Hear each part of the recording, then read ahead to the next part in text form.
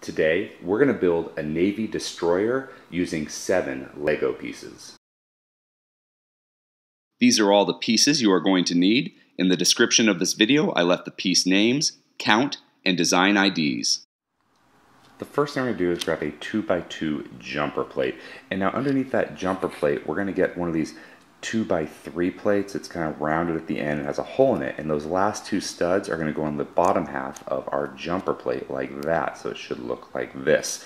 Now we're going to get another one of those 2x3 plates and do the same thing on the opposite end. And there we have the bottom of our boat completed. And now on top of that jumper plate, that 2x2 jumper plate, we're going to get a 1x2 jumper plate and just line them up so they're perfectly centered on top of each other and place them together like that. And there was that little hole there. What we're going to do is get a T-bar, and there's just enough room in that hole to stick the T-bar in and make it secure and not fall out.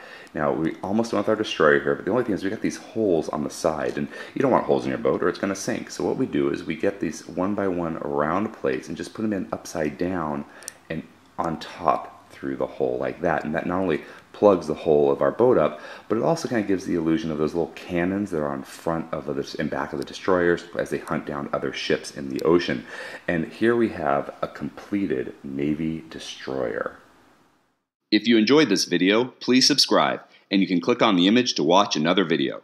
Until next time, let's keep building together.